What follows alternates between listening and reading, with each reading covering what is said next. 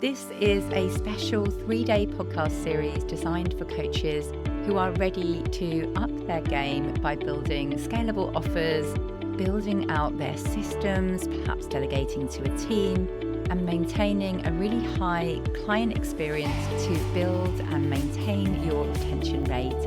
Over the next few days, I will share my own journey of doing these things, as well as actionable steps to help you make your coaching business more sustainable and impactful. Do follow along for the next 3 days. Join the conversation in our free Slack community over this next week, where we will explore each topic further and you can ask for my support and support of other coaches. I hope you love this 3-day Next Level series.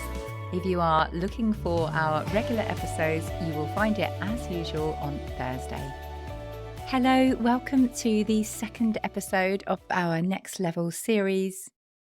I'm really excited today to cover mastering team and systems for your coaching business to grow without taking more of your time. Because let's be real, you wear many hats: the marketing, sales, delivery, systems, IT, finance, CEO. So at some point, you will want to get back to the freedom, impact, and ability to serve at the highest level that you went into your business for. And right now, you are probably drowning in tasks, constantly context switching, and feeling like you are the only one who can get things done right. Maybe it feels a bit messy behind the scenes and you feel like you don't have a proper business. You have a mess that is pieced together and somehow you are just about balancing it so it doesn't fall apart.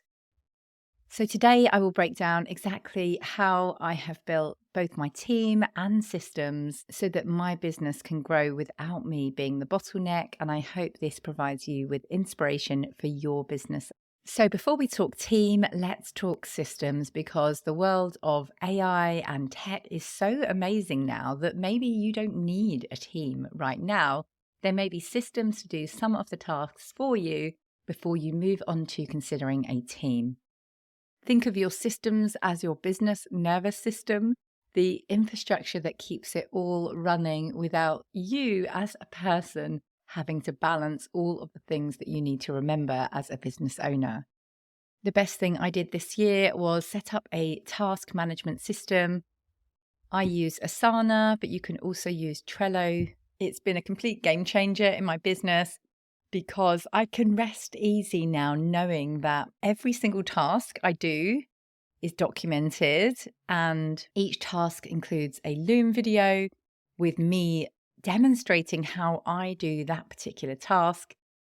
From that main manual of all of the things we do in my business, there are automated recurring tasks for things like weekly tracking of testimonials or screenshots that might be useful to grow my business, monthly financial reviews, regular things that happen in my business like replying to clients' monthly action review forms, recurring tasks such as this podcast. So I no longer need to hold in my head this really long to-do list, because my to-do list is populated in Asana automatically, as are my team's to-do list, because our standard operating procedures are not just in a Word document manual or all over the place in lots of different ways when you have been trying to set up procedures, but you can search and anyone in the team can step in and find that process and execute it easily.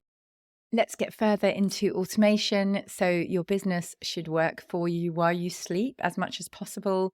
So here are some key automations that my business has. The first is marketing automation. So you will want to have automated email sequences in place to do your most regular tasks. Yes, this might just be your nurture sequence, for example, once people download your lead magnet. But you may also want to have other automated sequences for your client delivery. I love when a client joins my program because I know that everything is sorted and they will receive, for example, monthly reviews. They will receive weekly emails reminding them to log in and ask questions. They will receive weekly emails asking them to RSVP for our calls. So there is a lot you can do with automation beyond that initial nurture sequence. You'll probably also want to use automation for your social media content scheduling because you can't just go in and post every day. It's really nice eventually to have a plan that's all scheduled and you know that that job is done. Some people in my program have software they use for their LinkedIn connections and DM sequences. I did sign up to something once called Meet Alfred to try and get this part automated in my business because currently I delegate it out to a VA. But I must admit, I got banned from LinkedIn for 3 weeks and I was mid promoting a big 5-day challenge. So it was not ideal. So I haven't had the energy to look into why it blocked my LinkedIn account because I do know lots of other people using this successfully. Depending on where you're at in your business, you might also want to use automation for things like Facebook ads or LinkedIn ads. Okay, let's talk about sales automation. So you can have automated systems for your Calendly, for example. You can have reminders set to ensure that more people show up at your calls. You might want to have lead qualification workflows like application forms before using your time, which is the most precious resource you have in having discovery calls with people that aren't a good fit. You might have follow-up email sequences, so you remember to follow up with people after your sales calls. And under this, you'll also want to think about your payment and invoice tracking. I generally use a sales page now, which has been wonderful because then people can just hit buy now on the sales page, get a receipt, get their login, get automatically tagged into all of these automations. So I have made my life super, super simple by doing that. Occasionally, I do use Xero as well to create invoices if it's something different from my normal program. But creating that sales automation for me has been an absolute game changer. Okay, in automation, our last point here is client onboarding. You will want to have automated a really lovely onboarding system. I send gifts as well, which I love. And up until very recently, this was a chore of going to about 5 different shops, buying all different things, buying the envelopes, writing the label, taking them to the post office. And I have finally got a system in place which is creating personalized goods and my business operations manager automatically handling that process when someone signs up. So that has been a real weight lifted. Like I mentioned earlier, you'll probably also want to use scheduling tools and automated emails. So people, for example, get a link to your one-on-one onboarding call, for example. I also use Add Event, which is a tool that allows people to automatically put all of our group calls in their calendar. There's an automated onboarding form. So again, we get to capture where they are at when they're joining. And I also recently have created a client tracking tool, which we use jointly to really track their whole journey because it's so easy to not see your own progress. So it's been something I've been working on for about a year now, and I'm so happy to finally have this shared way of keeping track of things like onboarding forms, monthly reflections, other financial trackers or social media numbers trackers, people's goals, people's niches, everything all in one place. Okay, so that's our automation ecosystem. We talked about marketing automation, sales automation, and client onboarding. Now let's talk about building your team. Depending on where you're at, maybe you already have a team in place. Maybe you have a VA, for example, who helps you with some admin tasks. Or maybe you are in the place where you're thinking you should be able to do this on your own, and it's probably more complicated to try and explain what you need to do than just get on and do it yourself. There's different needs for all businesses, but I will outline what I see as the 5 critical roles to help you get some clarity about all of the different hats you may be wearing and any that you may wish to delegate. Okay, so our first role in your business is the visionary. So this is you, if you are the founder of your business. It's up to you to set the strategic direction of where the business is heading. You'll also be doing the coaching or perhaps at the higher level coaching. So depending on where you're at in your business, at some stage, many people only coach their top paying clients. So, for example, people have things like an inner circle, and many coaches start to delegate or have associates for other programs that they run. Your role also might be in your content to ensure that the content is calling in the right people and in line with that strategic direction. Next up is the integrator. So I'm super excited to have hired Olga as my online business manager, who essentially takes my ideas and maps them out and makes them happen. I feel so grateful to have found her and be able to have discussions weekly about ideas. So, for example, we only discussed this idea for the podcast series a week ago. And here we are with the podcast series all mapped out because Olga has managed to go and create the sign-up pages and automations and all the things that we needed to make this happen quickly. She's continuing to map out processes as she does them, as well as me. So our systems are getting super organized. She has operational oversight of the annual plan in my business and different things that we're doing at different times. It's so wonderful when you can get somebody who knows your business or starts to know your business as well as you do and will automatically know, okay, every month we onboard people, let's do the gifts, let's do the offboarding. And it's starting to really happen. I worked with someone called Sky Barber in a program called Business Beyond You to really get ready for this hire. What's worked really well is regular feedback. So Olga is extremely direct, unlike me, who will spend hours trying to think about the right words to give feedback. But because she is direct and literally says, give me feedback, then I can record Loom videos saying, I really like how you did this. For example, this is how I would like this done, or this is the changes that I've made to the things that you did. So you can see why I made those changes and what sort of things I prefer. So it's been really great to start giving feedback from day one. So it's not a sudden shock if things start to bug you and you don't share it and then you build up that resentment and then you blow because they're making mistakes, but you have never told them that they're making mistakes. So I think the best thing I did right from the start with Olga is have that open communication and ensure that she knows if I'm making edits to an email she's drafted, that it's still so helpful for her to draft me that email because it takes the energy of that blank page syndrome away from me, but that I do want to insert my own stories and things to connect with my audience authentically, but that it's still so helpful to have social post drafts, email drafts, sign up page drafts done for me so I can make quick edits and move on. Okay, so the next thing you might have in your business, although I don't yet because I sell from a sales page, is a sales team. Many people have people DMing, aiming to get calls in the diary, people closing calls.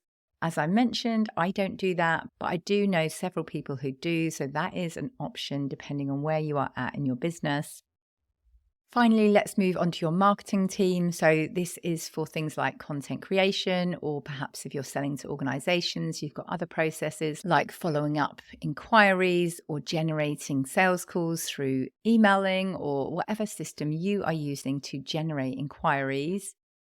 Many of the clients that I work with in my business of coaching have super solid systems in place now. And I love when someone recently said in my program, I have a guaranteed process to bring sales into my business. And it was such a joy because there's very rarely, as an entrepreneur, a guaranteed process to bring sales into your business.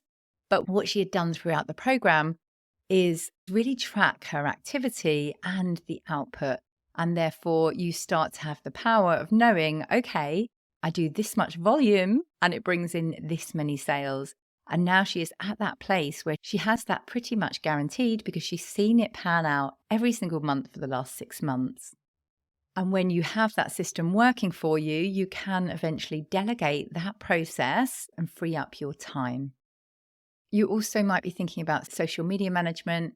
I had a social media manager for the last 18 months who's actually just moved on to a different role. But now I have Olga, my business manager, also mapping out content for me.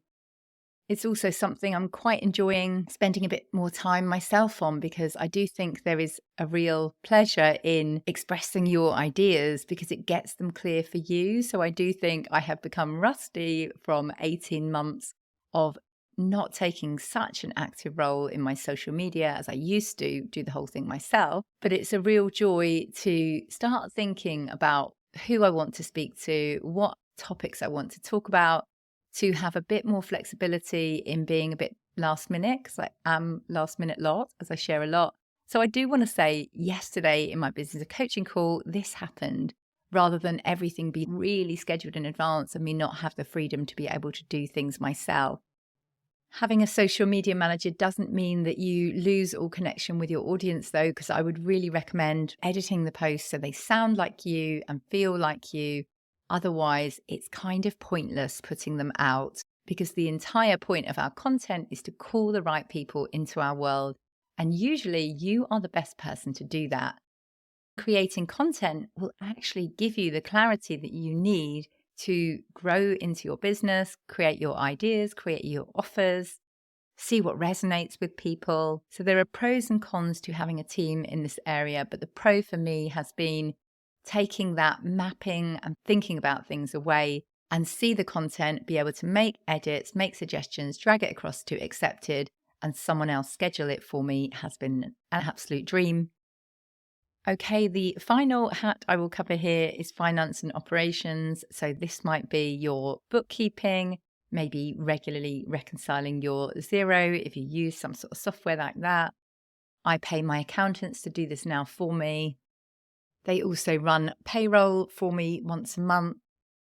But what I've realized recently, and you will see a podcast on this later this week, is that there does need to be this bridge between the business owner and the accountant. So the mistake I made since having an accountant is leaving it down to them rather than actively looking at my finances regularly. I'm working with a qualified accountant and finance coach at the moment to become the CEO in my business and really know how to run profit and loss reports, really understand what I might want to do in order to, for example, pay into a pension, longer term planning. I'm also excited to be getting more into setting financial goals, looking at my prices, making sure that my price accounts for those things that we forget about, like your onboarding call or your replying to monthly action reviews or onboarding gifts. So you really start to see what is your profit margin for each of your products.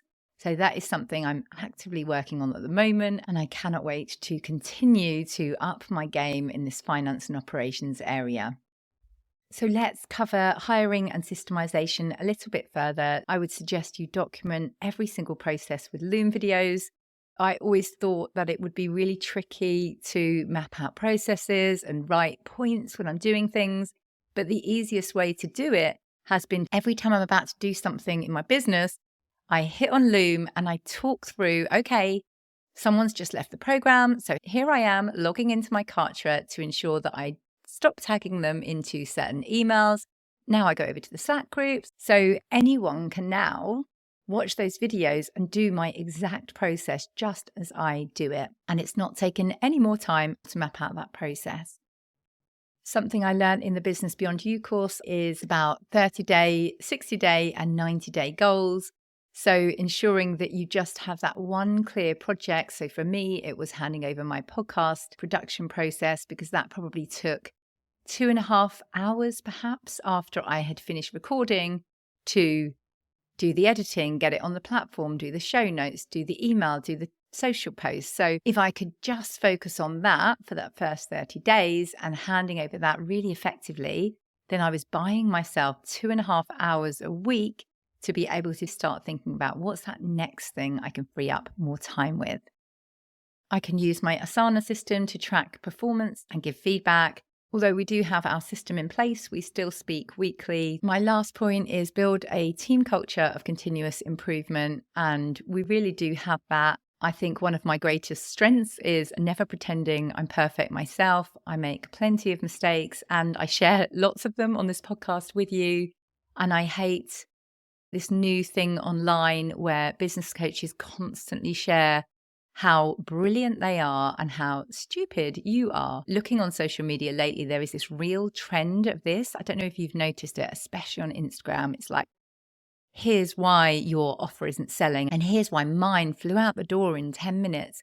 And they would never admit to the fact that their offer hasn't probably sold, or that they're not brilliant at absolutely everything. And I think it just creates this horrible culture of you thinking that everything needs to be perfect. And what I really want to convey is that businesses are messy, businesses are stressful at every single stage, and we're all just trying to improve every single day. So I think because I demonstrate that, then people never need to be worried about making mistakes, because I will leave feedback and then we can continue to amend from there. Okay, moving on to scaling strategies. So this may be different depending on whether you're selling to individuals or organizations. Tools that I would recommend to really leverage is either Asana or Trello for your project management, Loom for video documentation of all of your tasks. Calendly is great for scheduling calls. I use Kartra for my email automation as well as my course hosting. But if you don't have a course, then there are lots of cheaper sites that do the email automation, so it depends what you need.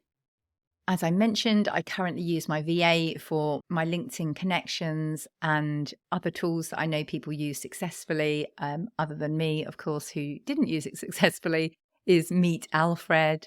There's also a system I pay for called Zapier, which connects things like Facebook ads to your email list and does loads of other really fancy things. I'm not using it as much at the moment because I've only used ads for a short period of time. So what red flags might you want to watch out for?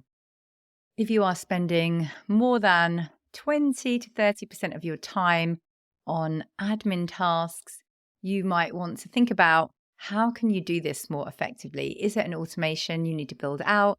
Is it a team member you need to hire to do this for you? Lots of people talk about it as, what's their £10 tasks, £100 tasks, and £1,000 tasks. And obviously, eventually you want to be more at that £1,000 task level rather than doing the things that you may be able to pay someone £10 an hour to do. The last red flag is, can you go on holiday without worrying about your business and know that someone is going to get back to people, or you have systems in place that help you to really switch off when you want to in your business? Creating these systems has led to a really profitable, joyful, and customer-focused business for me in school hours and term time only, which is an absolute joy. I take the entire 6 weeks off every summer, for example, and things still manage to happen in my business. And like I said, I won't pretend that everything is shiny and perfect. It will still feel messy sometimes, but I do have that scaffolding in place now to be able to take time away from my business. I also have a co-coach in my program who I haven't mentioned, and she's amazing. So she can also support me in replying to clients, for example, although I have made it very clear that the program is term time only. So I'm not obliged to provide support in that period, but Jackie will reply to ensure my clients are cared for. I also have a VA in my business who does regular tasks for me. So, for example, takes the transcript of this podcast, creates it into a LinkedIn article and a blog, puts it on my website every single week. So it's amazing when you can eventually work with someone long enough that they know you inside out, they know how to do things. And we very rarely speak, actually, me and my VA. I don't think I've seen her for like 4 or 5 months, but she actually is coming to my workshop this week, so that will be nice. But the joy is when you get repeatable systems and you have people in your business who care about you, who care about your success just as much as you do. I know this is something that people really struggle with, so I feel so genuinely lucky and grateful that I have had a VA in my business for several years now who cares about me and my business. I also had a social media manager who, again, cared about me and my business. I have Olga, now my business manager, who really wants me to succeed, really helps my awareness in right? We need to really focus on generating income rather than these tasks. So she is a real champion in my business. I have Jackie, my co-coach in my business of coaching program, who cares about my clients just as much as I do. She will literally have a call with them within 5 minutes of seeing their post, for example, that maybe they're overwhelmed or something has happened in their family and they can't decide how to prioritize it.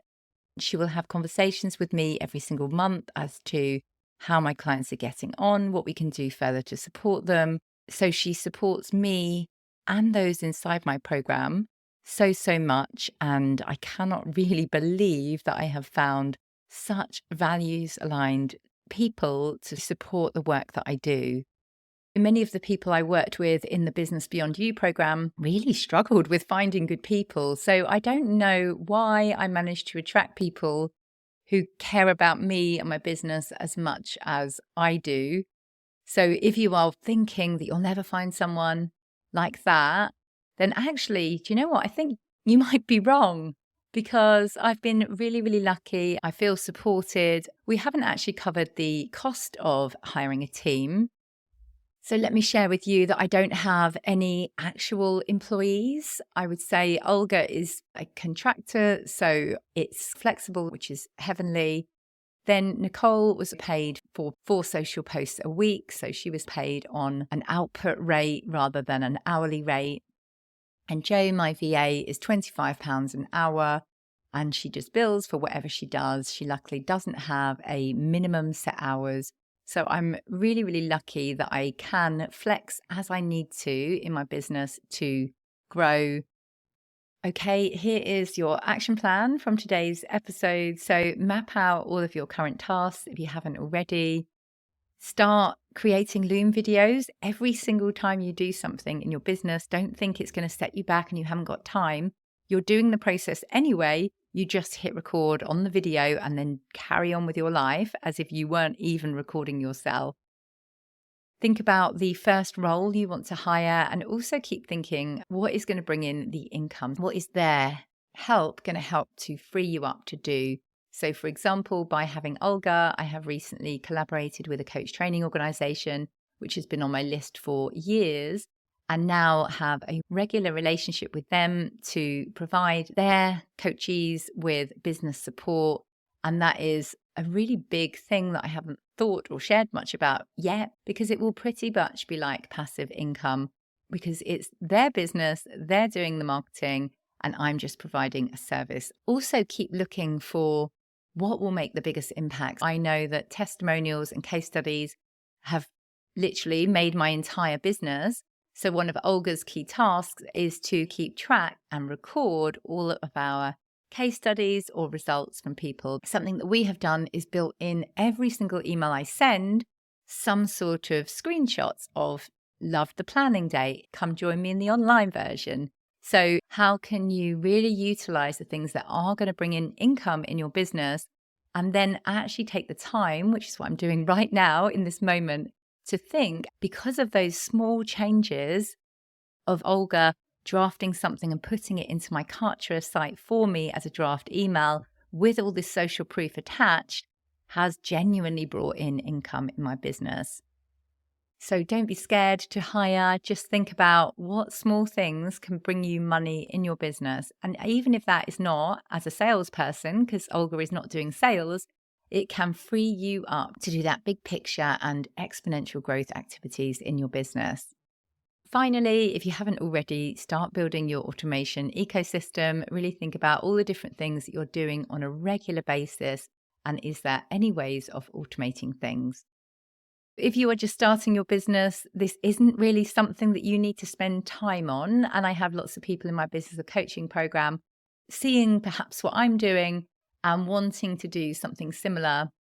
But your best results will come from personal interaction. So while we talk about automation and scaling, the more you can put your personal touch into it, the better. So don't always think that automating is better than just sending someone a reply. And I'm still at the stage of my business where I send personalized replies to every email they send me. So yes, we can build out automations, but don't forget the personal touch. If you're listening to this in the 3-day window that it's being released, which is the 9th, 10th and 11th of December, then head over to our Slack channel and share your learnings, ask your questions. If you want help making this transition in your business, this is the sort of thing we'll be working on in my next level mastermind, which is starting on the 9th of January. If you would like the details, drop me an email on joanna@joannalottscoaching.com and I will send you over the details and we can have a chat and see if it's right for you.